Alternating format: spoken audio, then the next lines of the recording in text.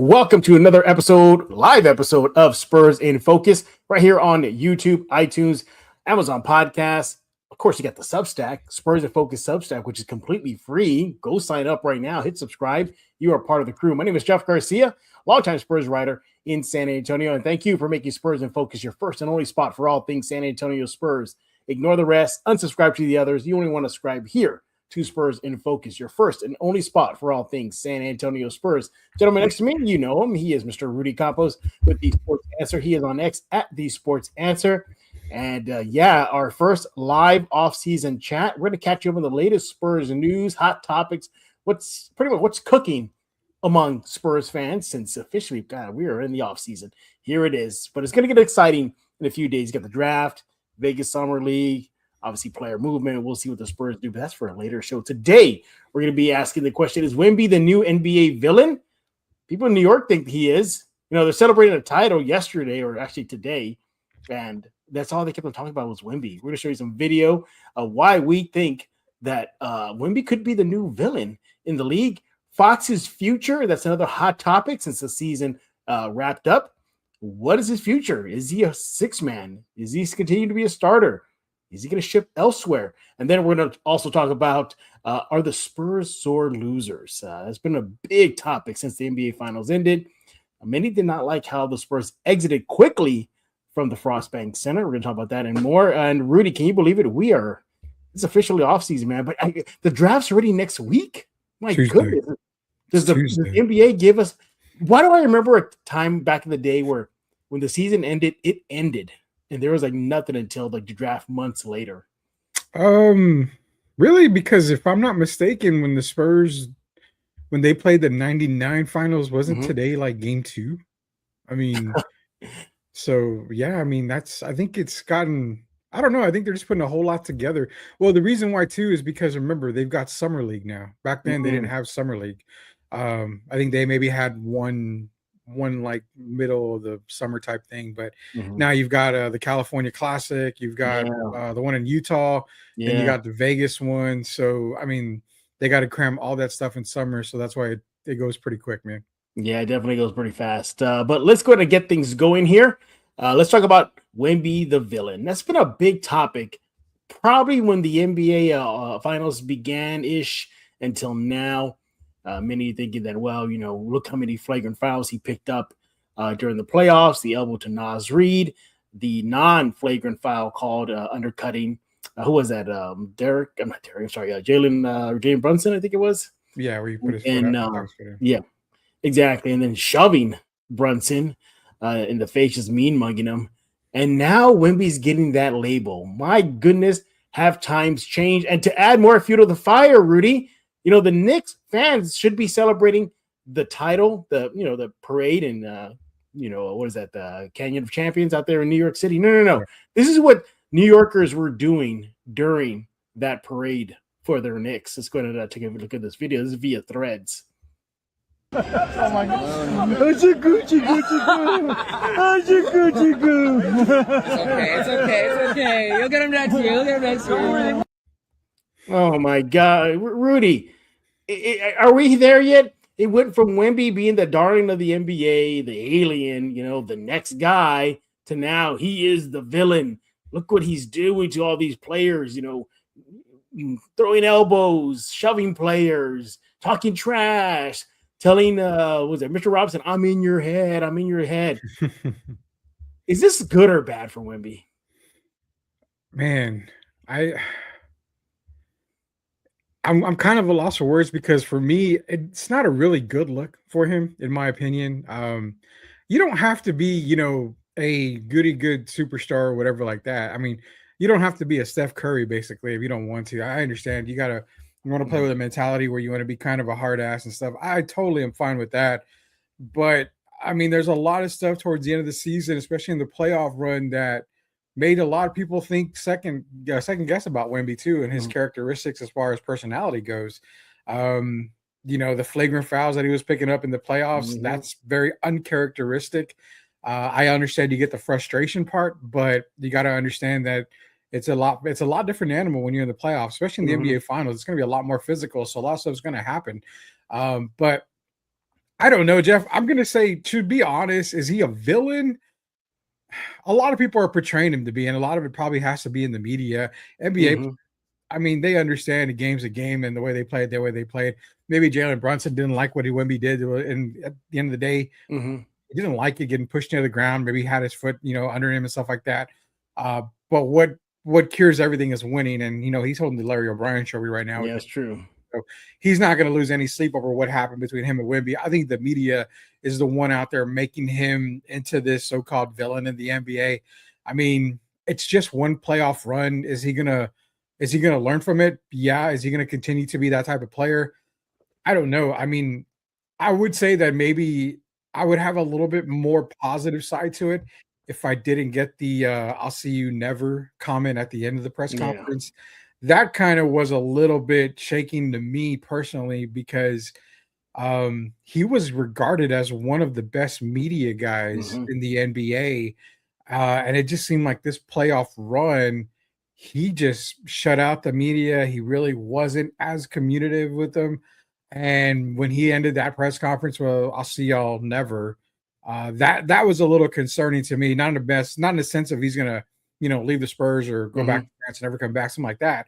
It's just in the sense of, do we have an awakened beast that we may not Yeah. like in San Antonio next year? So there's a remains to be seen.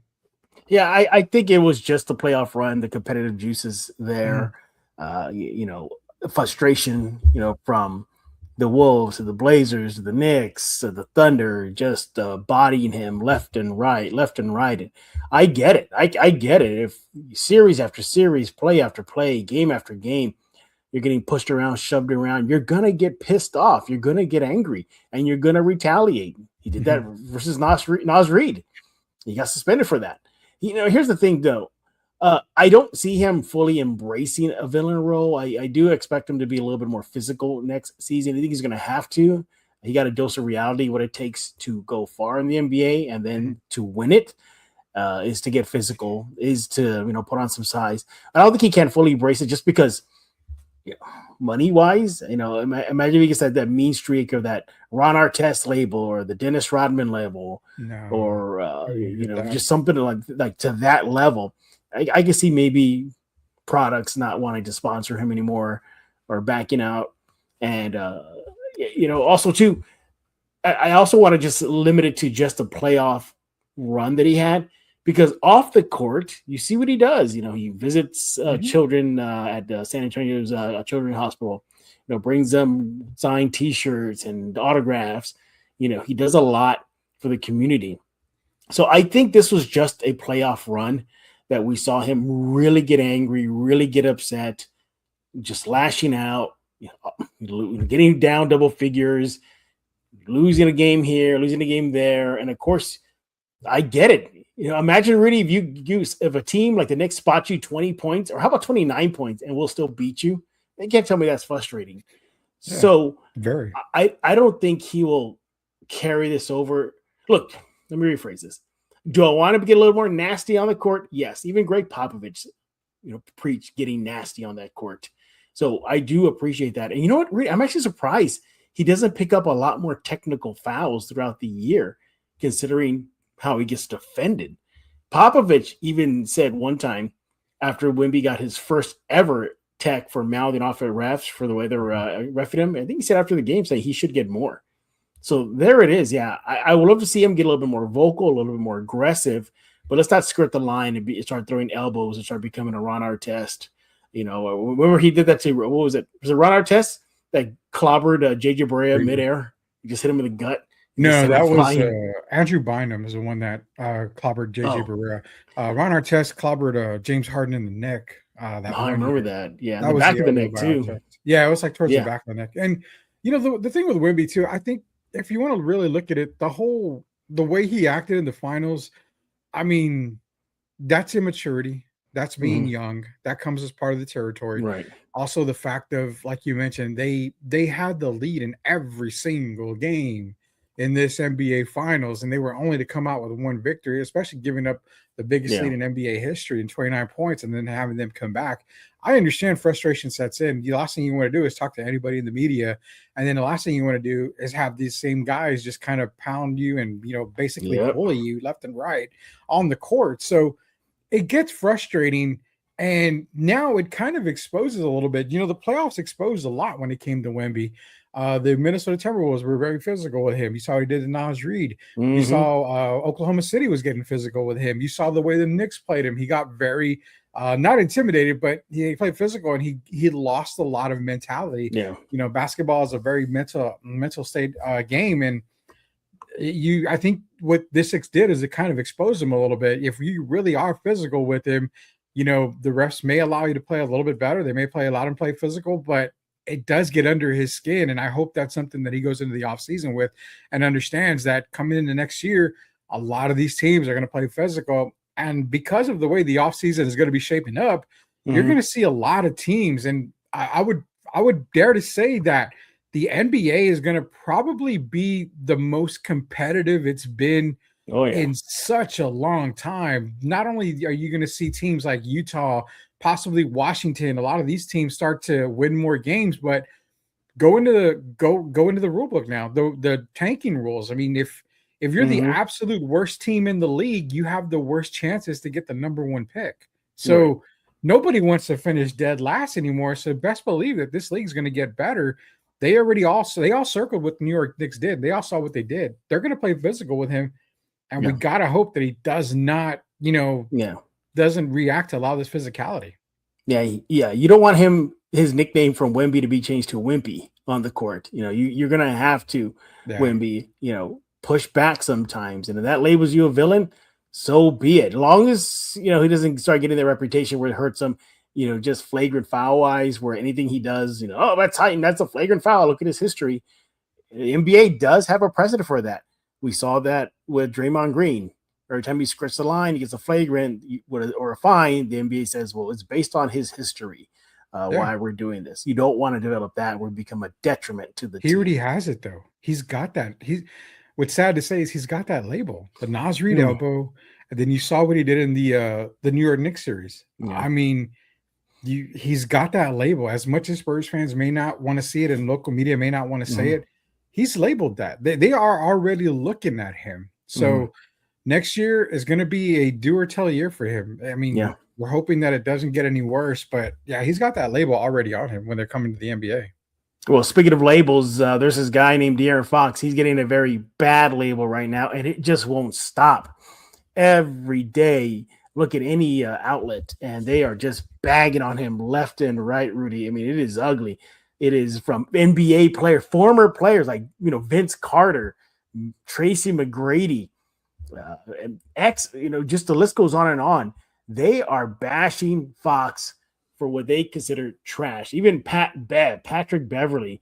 Now, credit Patrick Beverly. He did call himself out. If you watch the full video, Pat Beverly said that even he was getting cooked in a playoff series by Luka Doncic, and that he understood why they sat him. He got it. So he did self-reflect. But the point is, you're having players, commentators, Hall of Fame players like Tracy McGrady, he's in the Hall of Fame, calling out Fox as trash. So you fast forward, right? Spurs fans are still, most of them, not all of them, but a good chunk of them are saying, get this guy out of here, trade him. He choked in the worst possible time, the worst possible stage. Look what he did. The turnovers, the boneheaded play, not killing the clock when the game was in hand. Shooting poorly in Game 5. Didn't show up at all. Mr. Clutch, his clutch numbers were just pathetic. So now begs the question, his future in San Antonio. And Rudy, we should just break the news to Spurs fans. Barring any major deal, this guy's here for the full season, isn't he? Yeah, they're not going to trade him at all. I mean, not right now, unless you're getting you're probably talking a Giannis. You're probably talking maybe, somebody like that. I mean, let's even think about it. I mean, there's backdoor rumors right now about the possibility of number 2 possibly coming back to San Antonio that a lot of Spurs fans may not like. But I mean, if money is going to be an issue, they're obviously going to look for a De'Aaron Fox to maybe be that trade piece. But a lot of teams if you're going to send a superstar in, you're probably going to want a player like Stephon Castle. You're going to probably want even a Devin Vassell who upped his value this entire season and in the finals.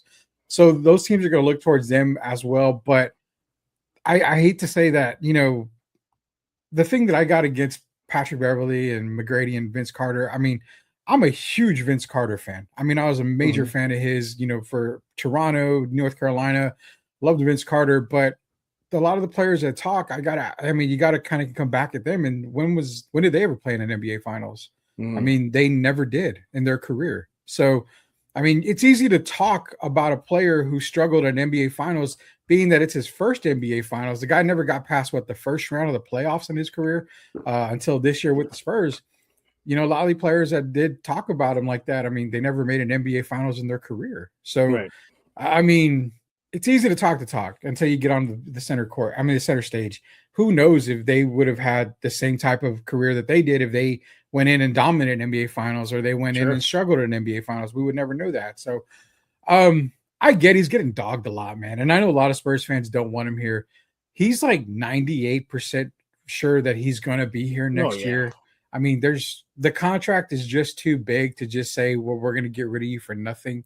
There's no way any NBA team will do it. I think what it falls down to is how does Mitch and the coaching staff approach De'Aaron Fox in the next season?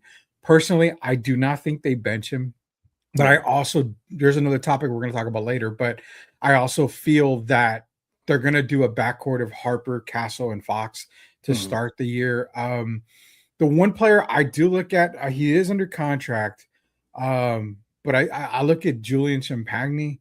I think they re-sign him, but I have a feeling that if there's going to be a trade piece involved, he might be part of a deal somewhere. If he gets that extension, obviously it raises his salary, so that trade piece could be valuable there for him. I just feel like, De'Aaron Fox is going to be here. He's going to be a part of the starting lineup. You're not, you didn't trade for him to bring him to be a six man or anything like that. You traded him to be in the starting five, regardless if it's Harper and Fox in the backcourt with Stephon Castle. He's going to be here. And again, the criticism that he gets, hey man, I totally get it. I totally understand. You had a very bad finals and you didn't have a great playoff run. I mean, we'll be honest, you didn't have a great playoff run. But again, it's his first true playoff run. Go back to the finals. Wemby didn't have a great finals either. Stephon Castle didn't have a great finals either. Keldon Johnson didn't have a great playoff at all. So, I mean, have one person just because you're paying him an upwards of $50 million after this year to get all the blame, it's ludicrous, man. Yeah. I think we got a super chat, Rudy. Coming up here, Austin, man. Hey, Austin, what's going on, buddy?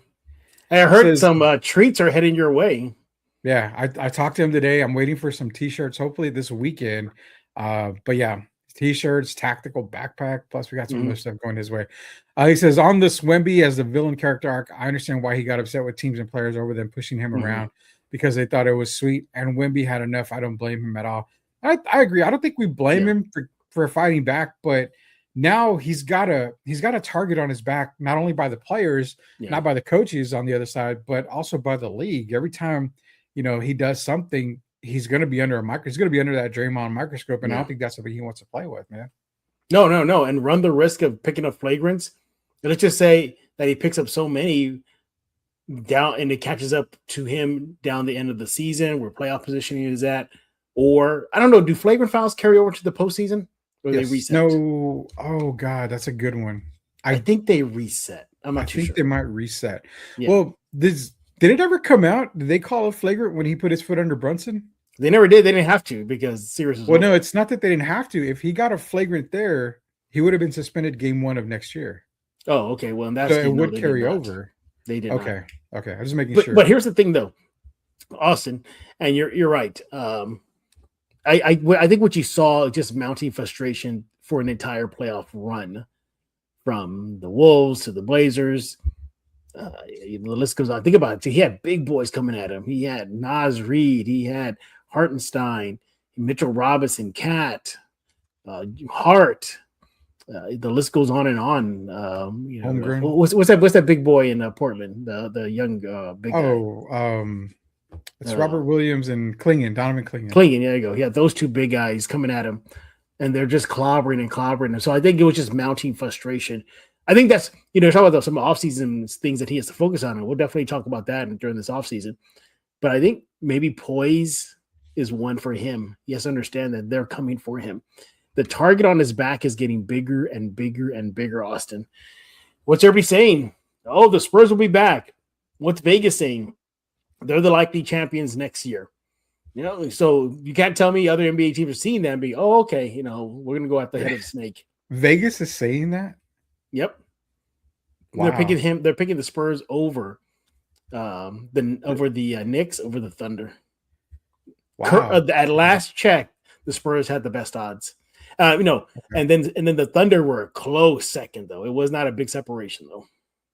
Okay, I'm kind of shocked on that a little bit. I think the Spurs team right now is definitely top 2 in the West, but for them to win the NBA Finals, I don't know. They're a piece off. They're a piece off, and it's gonna have to come There were Trey Murphy. There were even like an Aaron Gordon, like that kind of big. They need just something like that.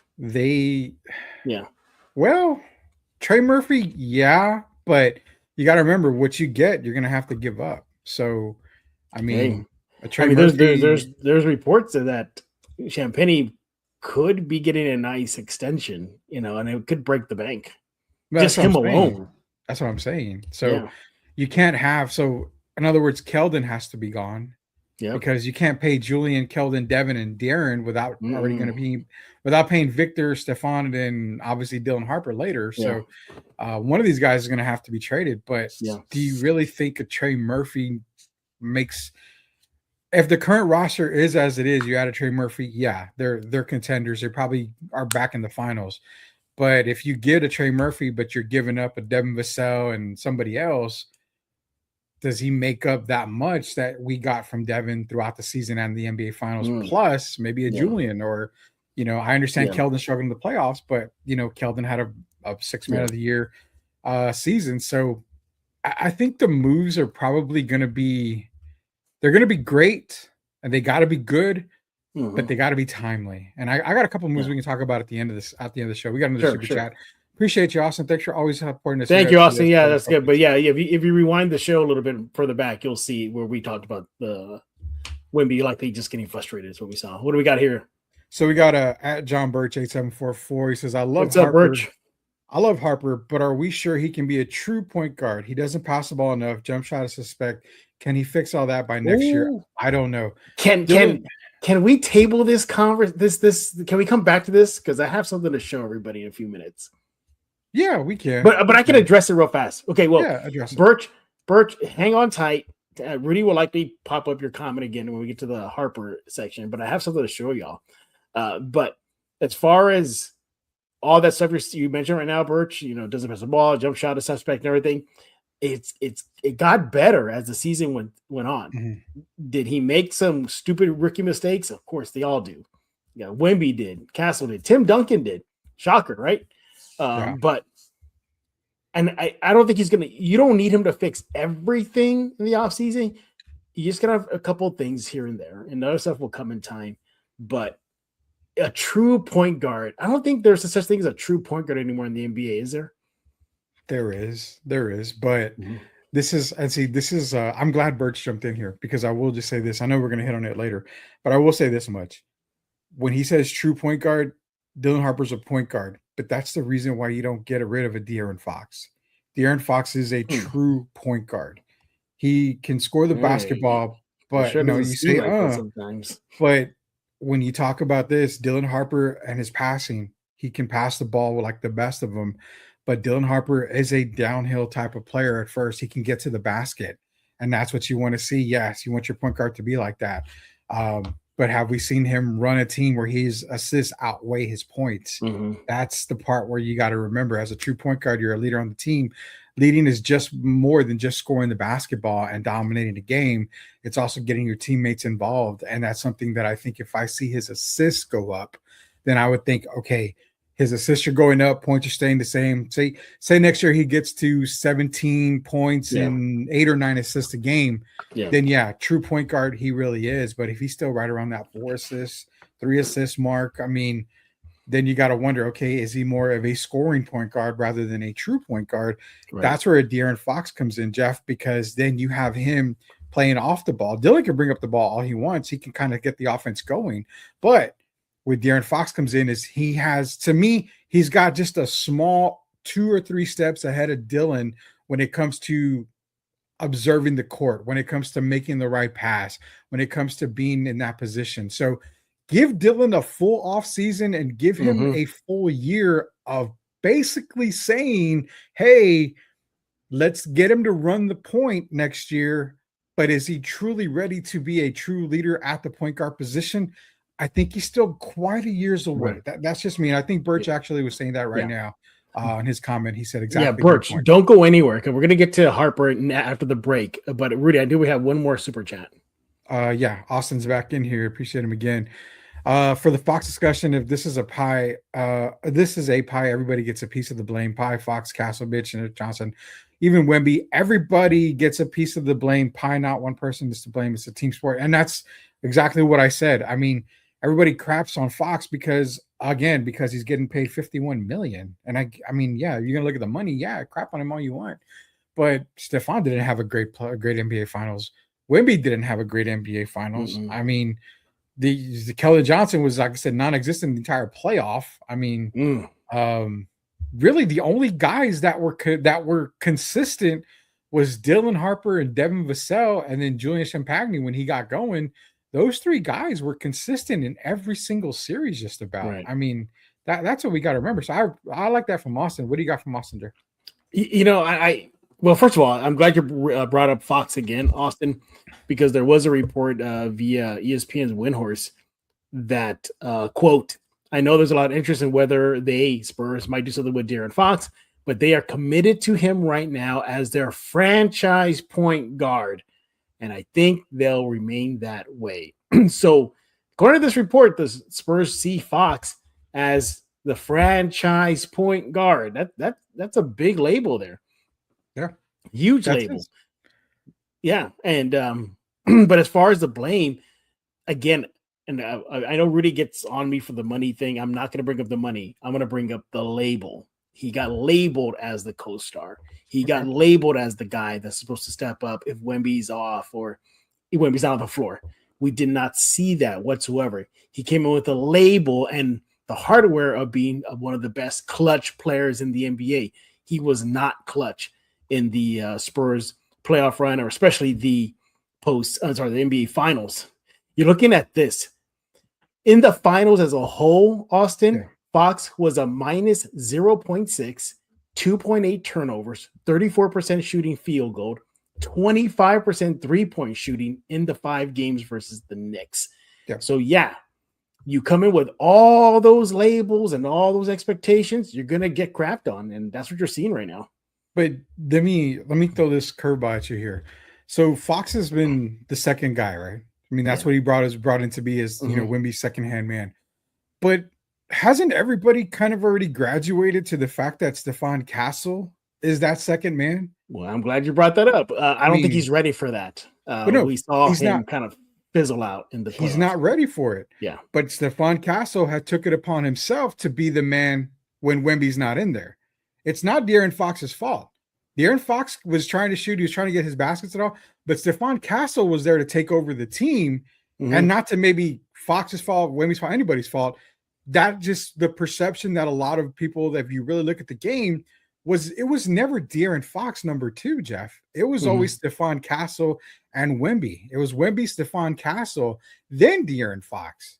Now it's going to be Wemby, Stephon, Dillon, and then Fox, which I'm going to go on the record now and say I don't even think Wemby should be your number 1 go-to option.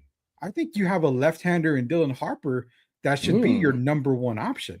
I mean, that's definitely a conversation for an entire episode. It's a huge conversation, but it's at the same thing right here, man.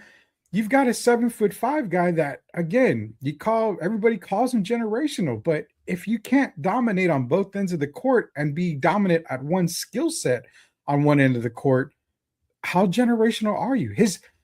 Spurs fans, go back and look at Wemby's first 3 years, and then go look at his playoffs.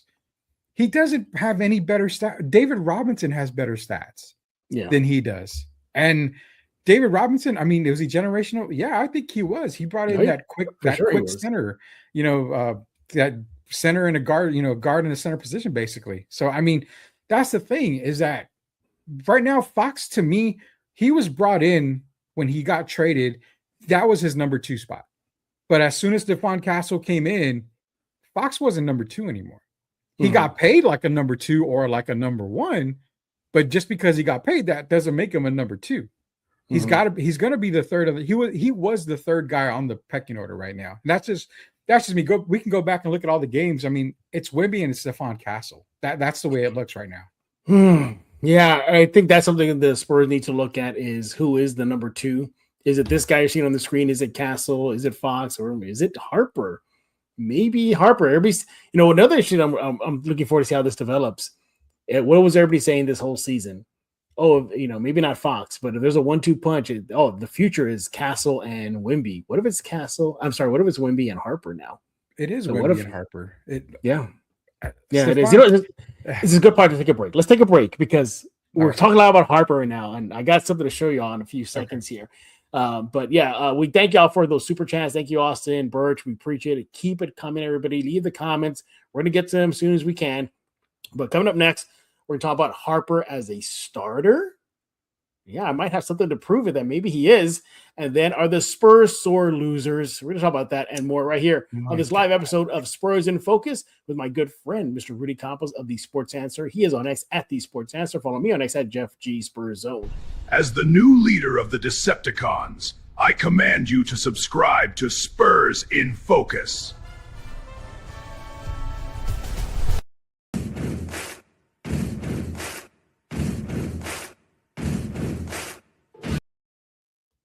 Do you think a big like Mumra is what the Spurs need? And a backup big in the mold of Mumra to back up Wemby? I would trade Wemby and Castle for Mumra. I throw in Castle. I know. I throw in Fox.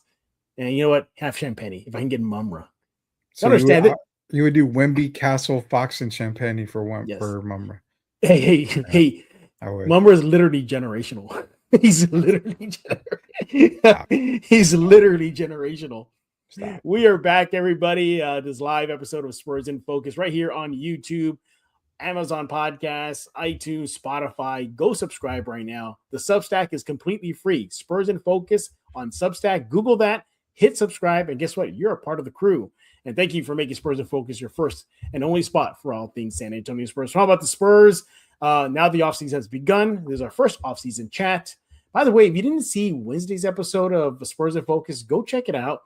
I had a chance to talk to an NBA shot doctor, and he talked about and discussed how Wemby has the potential to be the greatest perimeter shooting big of all time.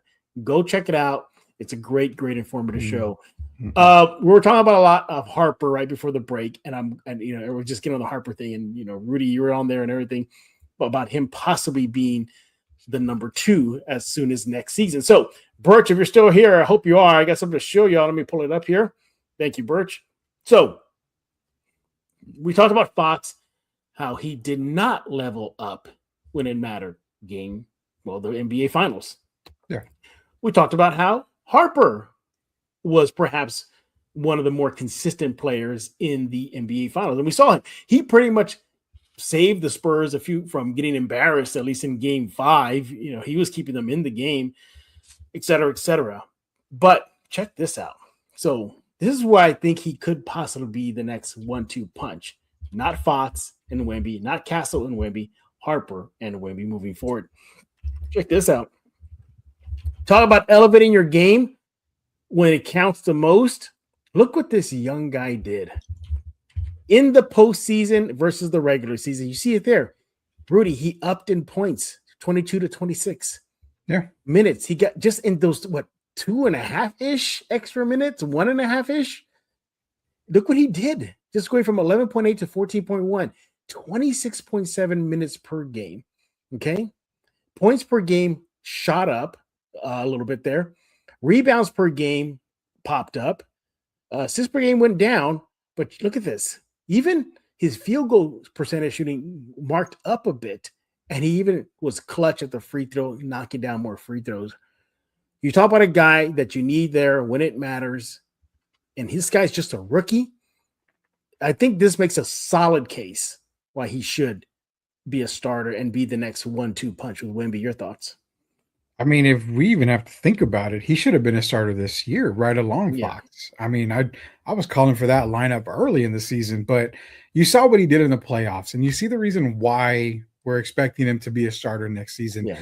Everything increased on the biggest stage of them all, especially in the NBA Finals. We're not talking just about the playoffs, just about the NBA Finals. I mean, probably the best player on that team for the entirety of the NBA Finals, one of the best players on the team for the entirety of the playoffs. I think maybe he had one playoff game that was bad, and that was actually the one that he got injured that they didn't bring him back in for. So, I mean, the guy just dominated. And, you know, as John Birch a little while ago said, he's not afraid of the moment. I mean, this guy was not afraid of the moment he stepped on the court at Rutgers University. I mean, this guy was ready to be an NBA player. Right. Had NBA players been allowed to come out in high school, Dylan Harper would have come out in high school. That's how good of a player that he is.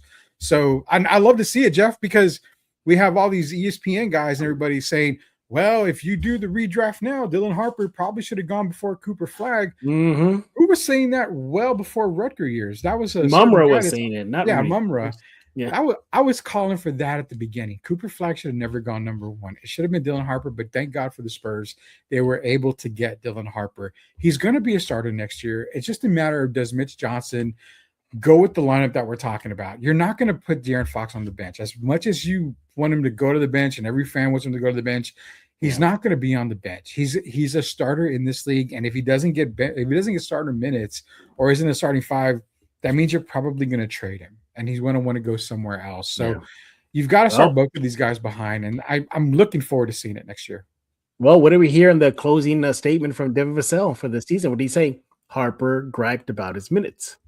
At one point in the season, he did. Yeah, he did. Heard it from Devin Vassell. That's his teammate there.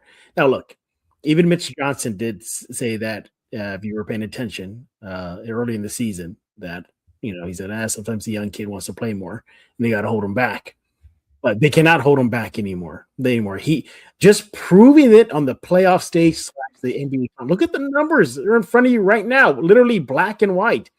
How much he elevated the only negative, and again, Birch brought it up before, and I brought it up exactly the way Birch did, is that one thing. True point guard is the assist. They did go down in the playoffs. So he did go down, again, it's making that extra pass. It's making the correct pass. It's putting your players, your teammates as a point guard. It's putting them in the right position to succeed.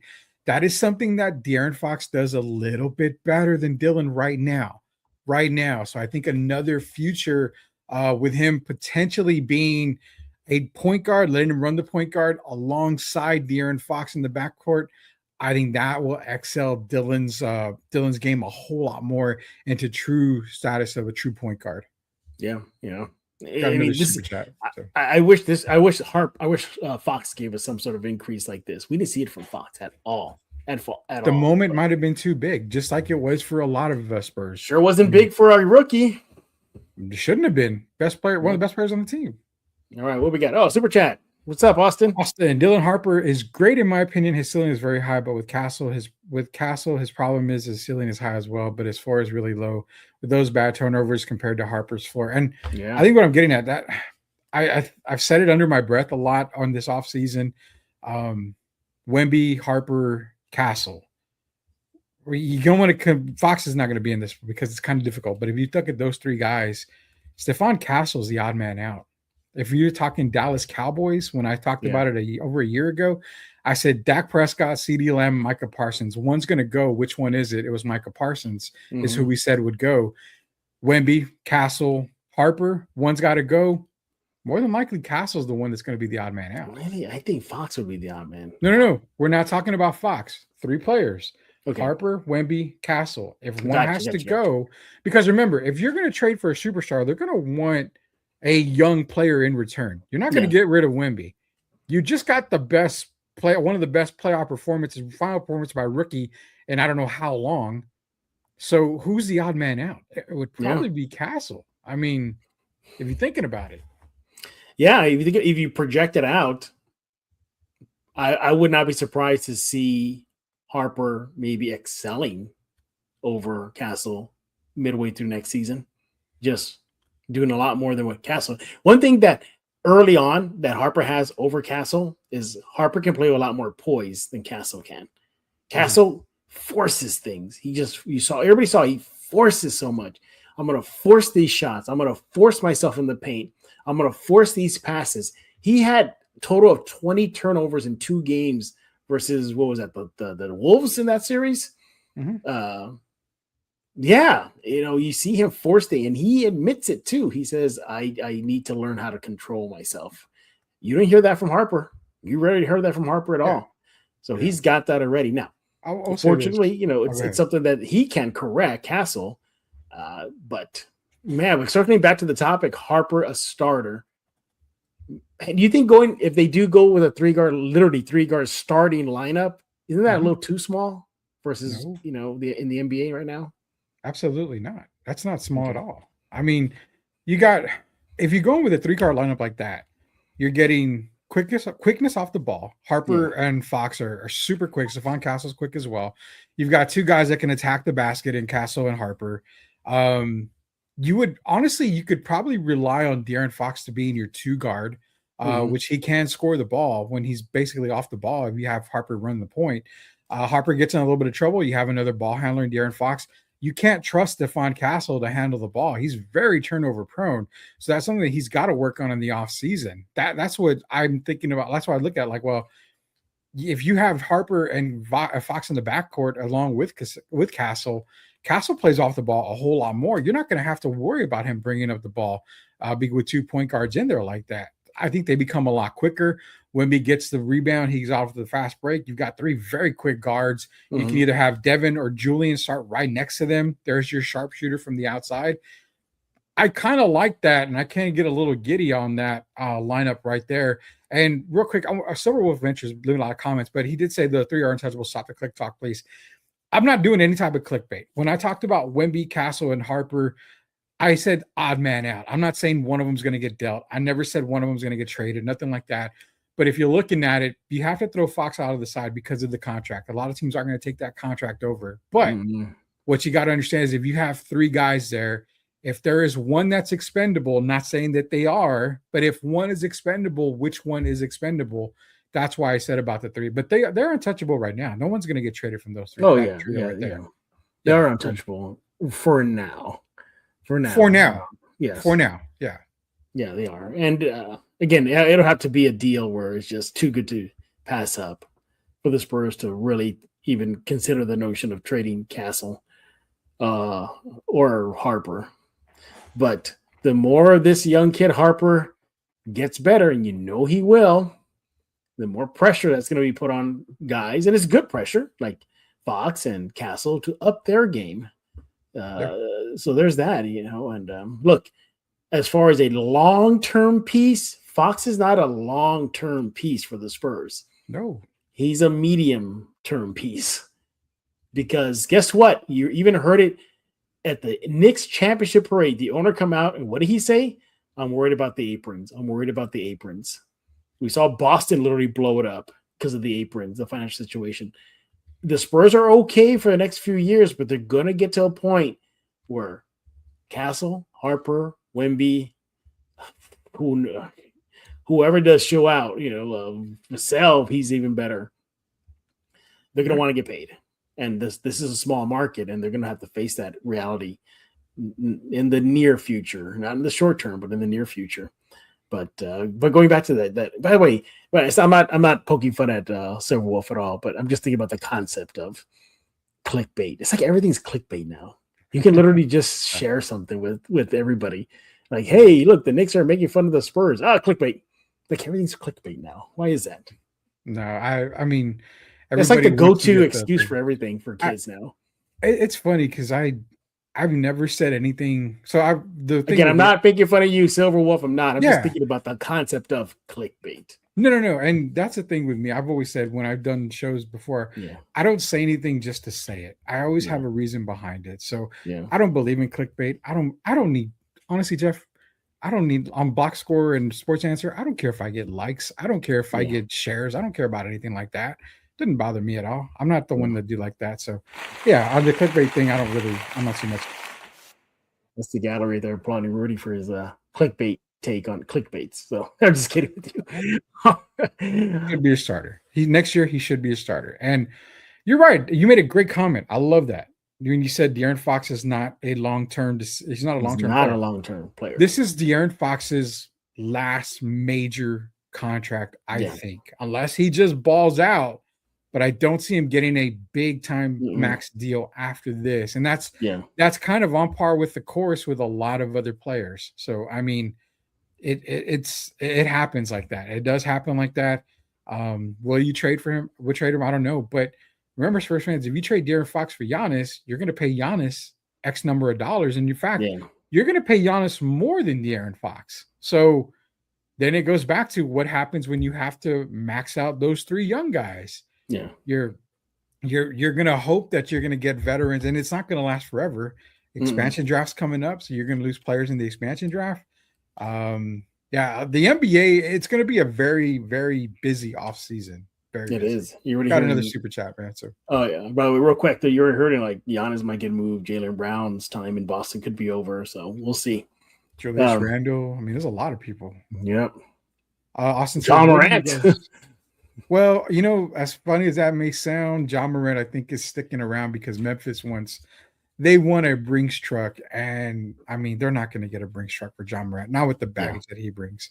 Yeah. Austin says, what do you guys think about this as a starting five? Fox, Castle, Harper, Wemby, and Vassell have Castle and Fox share point guard duties. That's the exact same one that I said a little while ago. I would go with that lineup. That's a very quick lineup that gives you, I mean, you probably are scoring 30, 35 points that first quarter. Right, and it gives you both offense and defense. Yes. Yeah. Exactly. Devin Vassell, Wemby, Castle, your best defenders. Harper's not a bad defender. Fox is a really good defender, one-on-one. I mean, he does get a bunch of steals from time to time. So yeah, that's a very good lineup right there. Yeah, I'll tell you. I'm not going to be surprised if that's the opening night starting lineup for next season. I'm not going to be surprised at all. Nobody should be surprised because Fox is going to start. Wemby's going to start. Castle's going to start.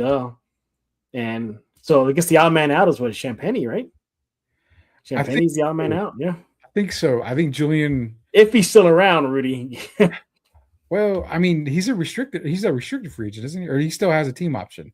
I'll look that up real fast. But I want to say it's a team option. So if it's a team option, they can keep him around at the salary, but then you risk him becoming a free agent next year as an unrestricted free agent. So if it is a team op, but I like that. No, I'm sorry. He becomes a unrestricted free agent in 2027. So he's in his last contract year. Okay. So there's no option. It's just wait, hold on. I'm sorry. No, it's the Spurs. The Spurs they hold the team the upcoming. Yeah, the team option. Okay. Yeah. So they don't have to pay him this offseason. They can, but then they risk of him becoming an unrestricted free agent next year. So I think they want to kind of re-up him. Definitely there. But circling back to the topic here, Harper as a starter, Rudy and I are saying, you're likely going to be a starter. He's earned it. I showed you the numbers, how he elevated his game at the highest NBA stage. He clearly was arguably perhaps the best Spurs player in the NBA final, even over Wemby. And he earned it. Now, we'll see what the Spurs do. Do you think it's just too much too soon for him? I don't think so. If he's giving you that production in that limited time, imagine what he can do as a starter with the minutes exploding. It's great. It's a great thing to think about over the offseason. All right. Let's go to our final topic here. Sore losers. This is also another topic that's been popping up since the NBA Finals is over. Rudy's already flipping tables. Terrible. So sore loser. So what we're talking about? Well, I think y'all heard, y'all seen the video of the Spurs. The moment Game 5 was over and the Knicks are celebrating in the frost, you see the Spurs just walk out. Most of them, not all of them, but most of them exited into the tunnel. They did not shake hands with the Knicks. A few Spurs did, and it was like the veterans. It was your Olenics. It was your Biombos. Mitch Johnson was doing it. So, again, not putting this on all the Spurs, but the younger guys, they just left. So you're even hearing stuff like from other people saying, hey, has Wemby even said kudos Knicks on the win? I don't think he did. But it's kind of like down the middle because you're hearing like former players, current players saying, I get it. You don't want to congratulate the team that just beat you. What's wrong with you? And then you're hearing, ironically, a guy like Draymond Green saying, no, Wemby should have congratulated his opponent, the Knicks. Then you're hearing Jalen Brunson saying the first person he shook hands with was not a teammate, not even his own dad, not even the head coach. It was Mitch Johnson because he said that's a sign of respect to the team and that he has a lot of respect for the Spurs. So the bulk of the argument or the pointing fingers at is at Wemby and the rest of the young guys. So again, to be clear, all right, there were a few Spurs that did congratulate the Knicks after the game was over at the press conference. Devin Vassell and Julian Champagnie did congratulate the Knicks, as was Mitch Johnson did. But obviously all eyes are pointing at Wemby, going back to the villain topic again. Rudy, where do you stand on this? Do you think most of the Spurs were being sore losers and not handshaking with the Knicks and not congratulating them? If it's me, I don't care. I mean, to me, it's okay if you don't shake another team's hand. You just lost. You mean you lost relatively bad in the NBA Finals. Last thing you want to do is go say, "Oh, congratulations." You just want to get the hell out of there. I have no problem with them walking off the court. I mean, they weren't the Detroit Pistons who walked out with minutes on the clock against the Chicago Bulls. I mean, we've seen a lot of teams lose in NBA Finals, and they don't always shake the other team's hand. We see them losing the playoffs. They don't always shake the other team's hand. They just kind of walk about and go about their business. It's not a big deal. But the problem is I have a lot of hatred when I hear media people always say, well, it was in the rules. It's in the rule. There's no damn rule in the NBA rule for that. There's no rule in the NBA that says you have to shake your opponent's hands after a game. I don't understand that at all. And even at that, even in CYO, YMCA basketball, when you're growing up, it's not necessarily a rule. It's just a practice. I mean, you are there to, like professional courtesy. It's just a courtesy to do is all it is. But even like I said, growing up playing basketball as a kid, the coaches would have us line up. We'd say, good game, good game. Did we mean it? No, we were forced to do it. That's just something that we did as kids, that they brought you up and that's what we want to do. And okay, so be it. But when you're a professional basketball player, who really cares, man? I don't care that they don't shake another team's hand. It doesn't bother me. If you find it as disrespectful, too bad. Who cares? I mean, again, the Knicks, if it was the Knicks worried about it, we would hear about it. But I don't think I've heard any of the Knicks players give a damn whether they shook hands with the Spurs or not. Why? I mean, if it doesn't, Jalen Brunson didn't even comment on it when he was asked about it. He just says like next. Yeah, exactly. If it doesn't bother them, why the hell does it bother anybody else? I mean, come on, people. There's plenty of other things in the world to get pissed off and worried about than people shaking each other's hands at the end of the game. Yeah. Again, you got to look at the overall picture here. This was most of these young guys' first trip to the NBA Finals, and they just lost. And let's put it this way, they choked the finals away. They choked it away. Hell yeah, they did. They got embarrassed in Game 5. They had a chance to extend it to Game 6, and they blew that. You could Devin Vassell. What did he say after the game? He said it irritates him hearing the celebration out on the court and in the Knicks locker room. So they're upset. They're angry. It's heat of the moment thing. They just left. I'm pretty sure come media day next season, somebody's going to ask Wemby and all the guys that, hey, you didn't congratulate the Knicks. What was that about? Who knows? Wemby could even say it during his time with the Monks this year. Who knows? Maybe the Monks would tell him, hey, you need to say something to the Knicks. I don't think but the point is, Yeah, I think Knicks fans are going to be now and poke fun of Wemby, but no, I think it's getting blown out of proportion. I think the Pistons also walked out too, right? Pistons walked out on the who they walk out on the Celtics? No, the Bulls. No, they walked out on the Bulls. Yeah, they Bulls. walked out on the Bulls. I mean, it's not the first time this has ever happened. I mean, again, so the problem, and then I think what Silver Wolf mentioned earlier about clickbait, this is all clickbait stuff. This is what that is. I mean, this is, you have to get up for ESPN in the morning. They got to figure something out to get ratings up. So you know what? Let's just pick on the Spurs because they didn't high five the Knicks on the way out, and they lost. They're sore losers.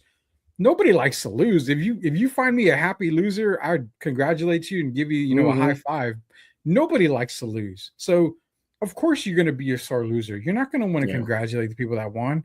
Who cares, man? Who cares? I mean, here's the thing too. It's terrible. Here's the thing too. You're looking at the Spurs, and what does the Spurs get labeled as? Oh, gentlemen, classy, and wins and losses. Popovich, you celebrate the wins, you celebrate the losses, all that stuff. And now for the first time, it's definitely a new chapter in Spurs history where that didn't happen. That didn't happen. Look at Wemby himself.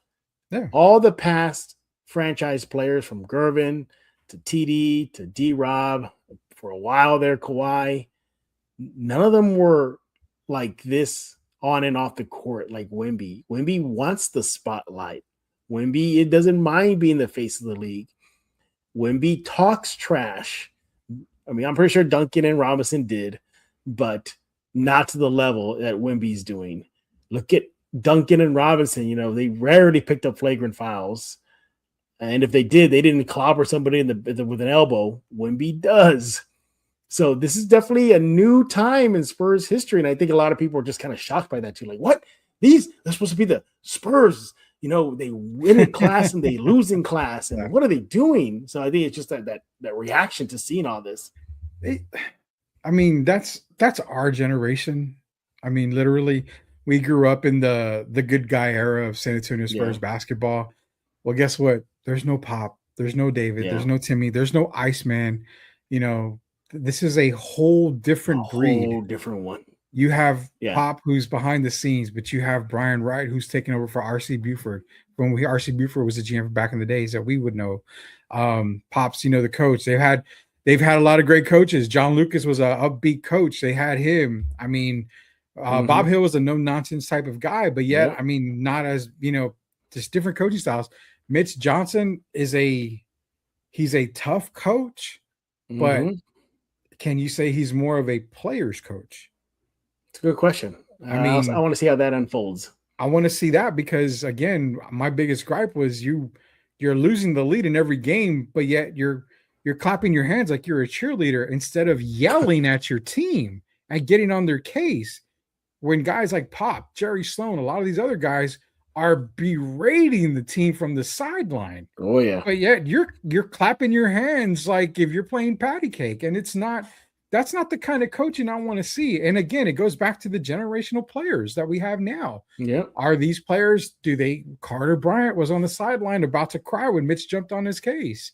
I mean, that's the thing. You've got to worry about attitudes and personalities these days that you didn't have to worry about from back in the day. We got a major super chat, Jeff. All right, put it up. Austin, jumping in here, man. Austin again, man. Our boy. What's up, Austin? It's the NBA Finals. It's the grandest prize in the sport. It's what you dream about. And as a competitor scene, you had multiple chances to win and watch it slip away. In your heart you had it and lost it. The loss does something to you. Yeah. And that's, I think, reason why I said I don't care about shaking anybody's hand. You're a young team. You're the second youngest team to make it to the NBA Finals. You had every single game in your back pocket. You lost it in the fourth quarter. There's no reason to stick around and watch New York celebrate what it should have been your Larry O'Brien trophy. Yeah, and in your gym too, in your gym. And here's the thing too: if the tables are turned next season and a team doesn't congratulate the Spurs in a series win or a finals win, I hope the Spurs don't say anything as well, because the Knicks haven't said anything about it, nothing at all. Yeah. So what goes around comes around. But Austin, I think what it was is exactly what I said. They got embarrassed. They were just embarrassed. They already were going into Game 5, the joke of the NBA, by blowing a 29-point lead. How do you do that? They were getting. You even saw veteran sportscasters called the Spurs the dumbest basketball play they've ever seen.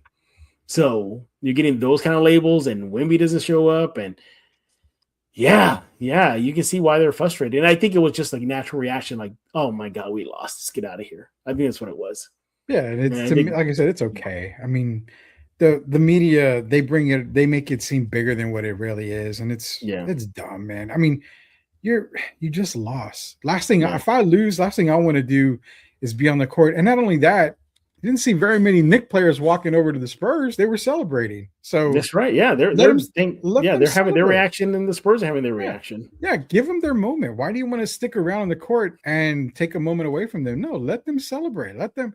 It doesn't bother me. And I think we had a comment earlier that said LeBron walks off all the time, but yeah, he does. I mean, a lot of players walk off. I mean, there was that one year LeBron with Cleveland walked off on Boston. And then he took off to Miami that summer. But I mean, players do it all the time. It's not a big deal. These guys are not playing for taps and all this other stuff. It's not high school ball.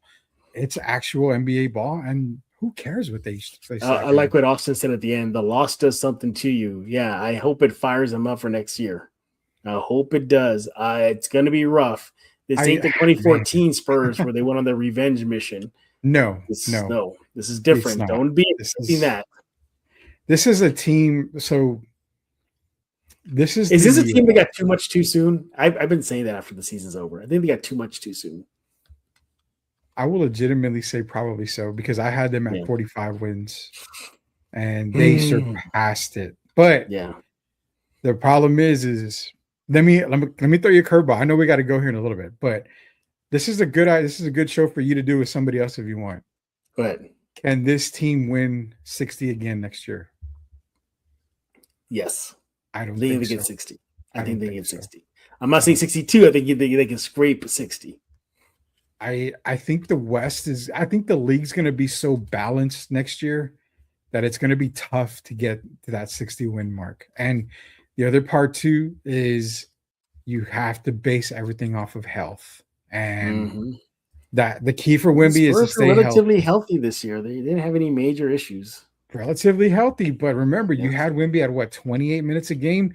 You saw how he looked gassed in the better part of the playoffs, playing 40 plus minutes in some games, 35 plus minutes.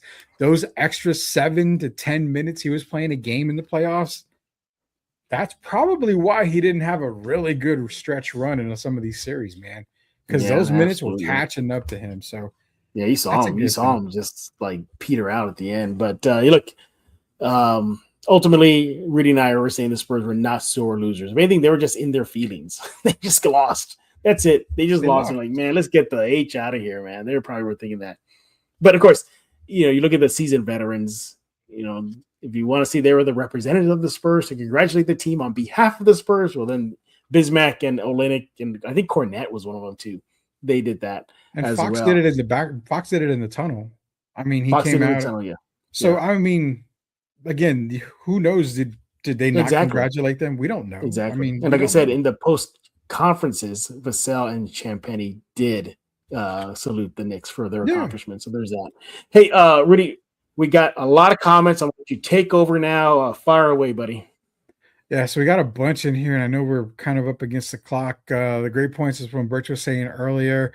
Keep in mind, Wemby learns from game to game. He learned a lot this postseason. That's what we kind of hope for him to grow, slowly reveal himself as a heel. So we got some people saying I don't know we're there yet. Actually is a heel. Knicks did a win. Spurs lost to themselves. Yeah, yes, they did. Technically, they did. Yes, Spurs lost the series. There's no doubt about that. Rookie is 10 times better than De'Aaron Fox. What's that word he used there, Rudy? I don't want to. Are we allowed to cuss? I mean, dog shit. Yeah, you're allowed. Rudy's allowed 2. You can burn 1 right now. Okay, I get 1. Man, I was going to use it later. I agree 100% about Wemby. Yes, Wemby and Harper. Yeah. The reason you start Harper is he's +9 with Wemby, while Fox is a -1, and I think that's where it balances out. If you start Fox, Wemby, and Harper together, I think that plus or minus is actually plus double digits. I'm not gonna lie. I think that's where big it is. I'm gonna look up the 3-man lineup or those guys. Well, Harper's not afraid of the big moment. Tim is winning. What up, guys? Fox is no longer clutch due to not playing his game. Wemby needs a shooter with moves to the basket. Fox can't shoot well at all. And that's the thing. I think Wemby, he's got a lot of learning to do still. And again, give Fox another year. Give him this year. And if this year it's just the same thing, then obviously, you're going to probably end up moving on from him. Look forward to watching Castle and Harper in every single playoff. Castle is a two-way guard. Harper is a point guard. No problem there at all. Would you trade Fox for Jaylen Brown in order to get a championship? Yes. I would. You think Jaylen Brown moves the needle that much? Yes, I think it does. He does. Okay, I'll give you that. Harper, real quick. I got the lineup here. Sure. So again, this is keep in mind, everybody. This is based on a very small sample size. Remember last year, the Spurs rarely used the Castle, Fox, Harper, Wemby lineup out there. Okay, they only did that for 6 minutes last year. All right, that was a plus 5.9. Now, okay, fine. The Castle, Fox, Wemby lineup, so no Harper. They played in 616 minutes together. They were a plus 12.3. Okay. So what about the Fox, Harper, Wemby? So now Castle's off. They played in 188 minutes, and that was a plus 19.4. See what I said? 19.4. That's a big jump there. No Castle, though. No, Castle's not a part of that. Okay. Go back to what I said. Odd man out. Come on. No, okay, now let's go with this one now. Come on, man. Now let's take Fox off. So now it's Castle, Harper, Wemby. Brace yourself. Plus 39.9. Okay. No Fox on the court. So that three line. Now, mind you, again, it kind of sucks is that the four of the players only played 6 minutes together. So we need a larger sample size, and we'll get that. But if any indication right now is that technically Castle off the floor with those three guys, Fox, Wemby, and Harper, plus 19. Castle, Harper, Wemby, plus the 39.9. Yeah. So there it is. Got another super chat from Austin. It says, I hope the Spurs remember this feeling walking off the court and makes them better. They will. And they are just competitors. I would have been the same way. I don't think the thing is, I don't think we see a lot of moves by San Antonio unless it's a major move this offseason. I do firmly expect them to sign somebody. You could possibly go and get a Robert Williams from Portland. I think he's a free agent. I mean, there's going to be some good free agents out there that you can definitely look at. You got to shore up the backcourt. I mean, you got to shore up the front court. You need another big man because you saw how Cornette petered out in the playoffs, man. Big time. He was a no-show. Yeah, so I mean, plus can you really rely on Keldon as being your other power forward? I don't think you rely on Carter Bryant either as your small big. And again, no. So I think a guy like maybe a Robert Williams in the offseason, someone you can look at. I know I mentioned Walker Kessler. He just denied his extension from Utah. So keep an eye on that because if Utah ends up getting DeBonza, they probably are going to move on from Markkanen.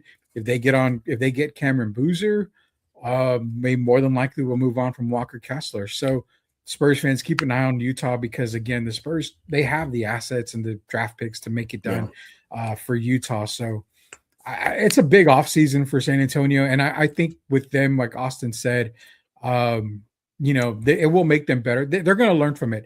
Can they get back to the finals? That's a coin toss. That's a coin toss, man. That's tough, man, because the target on their back is bigger than ever when next season. Yeah. But thank you, Austin. We appreciate it, buddy. It says need a forward and backup center. We just talked about that. Yes, they do. Future, you run the ball through Harper, play Wemby more on defense in the last two quarters. Yeah, and that's the thing. I think Harper, and I said it earlier, I would almost make Harper your first option. Sure. I mean, I'm down with that.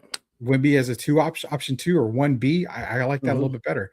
If Wemby wants to be a leader, he has to suck it up and give credit where credit is due. Players walked out and I turned off the TV. I'm a sore loser. I'm not sure. A lot of people probably did that too. Some people show their sons to wear a dress and some show pants. Yeah, okay, I can get that. Wemby is slowly revealing himself as the heel from earlier. I agree. No handshake is needed. With you there. I don't blame him for not. LMAO. Yeah.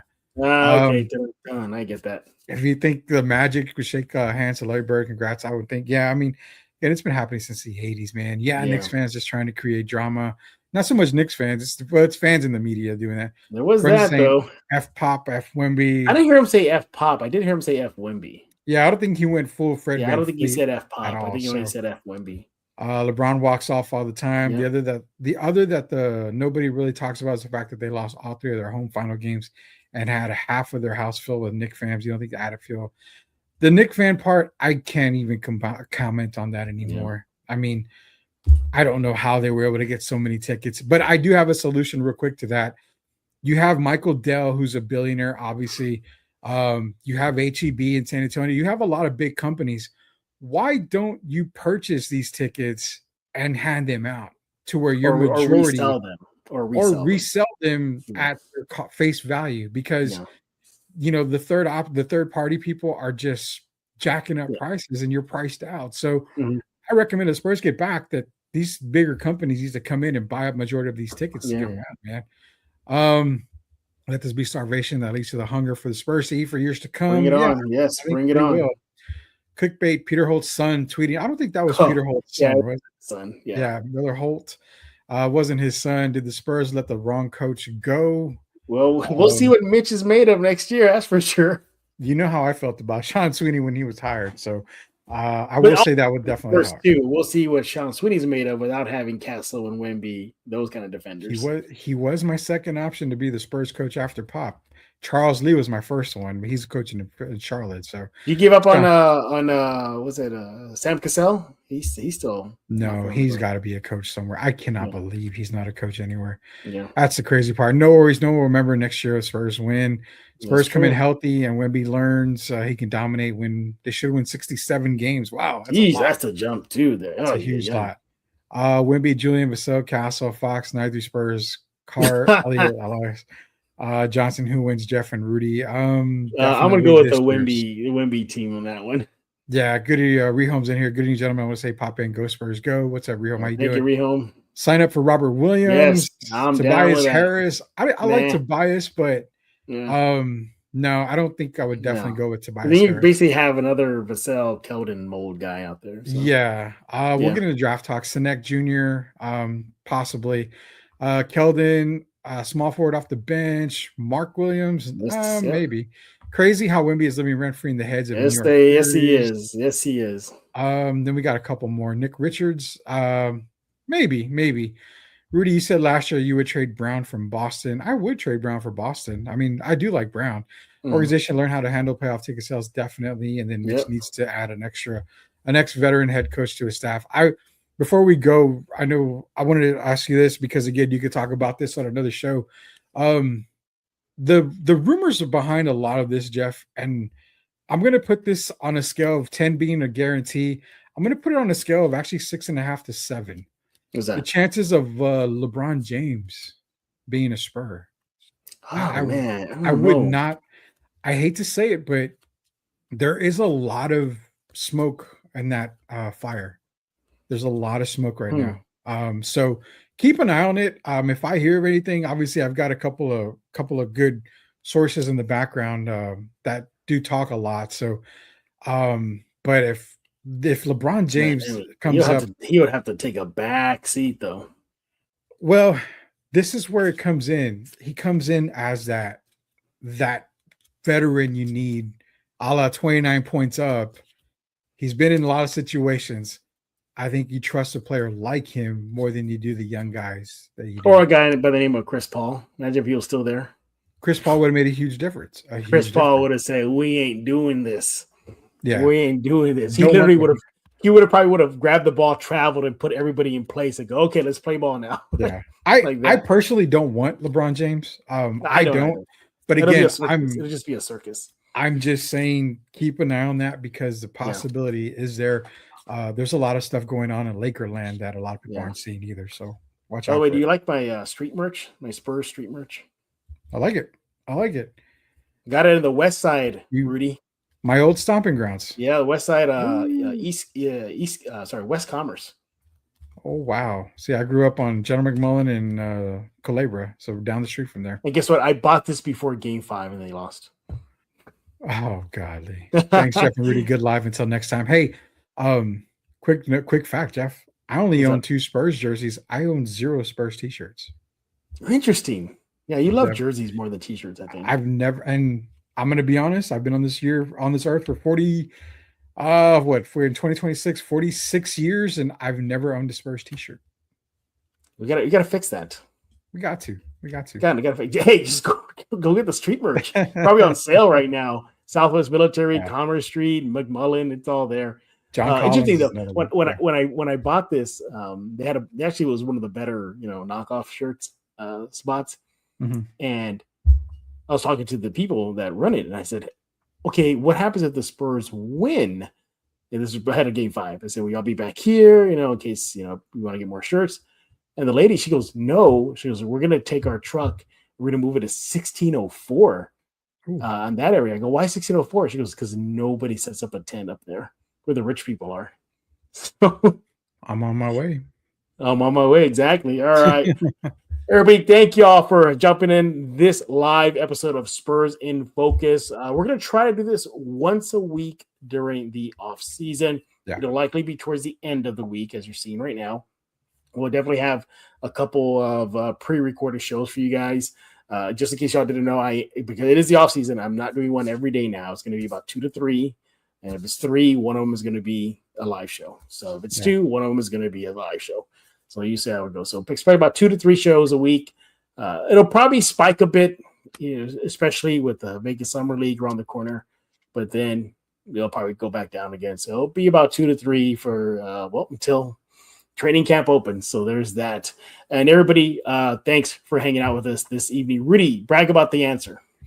Yeah, so it's Derek Gervin and myself. We've been talking a lot about the NBA Finals. We're going to kind of catch up tomorrow on the NBA Finals, kind of give our coup de grace basically to the NBA season. Got a lot of stuff coming up too. I mean, there was a conversation that him and I had, Jalen Brunson or Allen Iverson. Who would you take? My answer has always been Jalen Brunson. I think he's better than Allen Iverson. So yeah, I would take Brunson too. Yeah. Yeah, there's a lot. And the good thing about Derek and myself is we get into a lot of this old head talk and everything. So when it comes to NBA offseason, we're talking all that stuff. We're talking about potential moves from NBA stars and superstars around the league. Plus the NFL's right around the corner. I mean, World Cup's going on. I've watched more soccer since this has been on that I have ever in my entire USA's life. Friday night, right? Or tonight?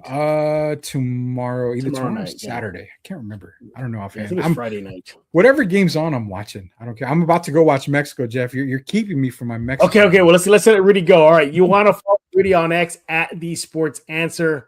Do that right now. He's got to catch a FIBA World Cup game right now. So yeah, go Team USA, go Mexico, go whoever team in Korea, go Japan. So by the way, I'm loving all the videos of these foreigners getting a taste of Texas for the first time. Just the reaction. Love it. It's hilarious. It's hilarious. Rudy, thank you again for hanging out with us and co-hosting this live episode of Spurs in Focus. And everybody else, we thank y'all for making Spurs in Focus your first and only spot for all things San Antonio Spurs. This will be your only spot, your first listen, your first watch. Every day when you want to catch up on the latest and greatest with the silver and black, go subscribe on YouTube Music, Amazon Podcasts, Spotify. The list goes on and on. Spurs and Focus Substack is completely free. Go Google it. Spurs and Focus Substack. Click subscribe. You're in, part of the crew. And it says, plus Rudy doesn't believe Jalen Brunson's the greatest Nick of all time. Well, I'll talk about it with Derek tomorrow. Yeah. Wait for that conversation at the Sports Answer, Tim Gonzalez. So again, we appreciate y'all. Until next time, we'll be back on Monday to talk all things silver and black. So for Mr. Rudy Campos, I am Jeff Garcia, and now you're in focus with Spurs in Focus.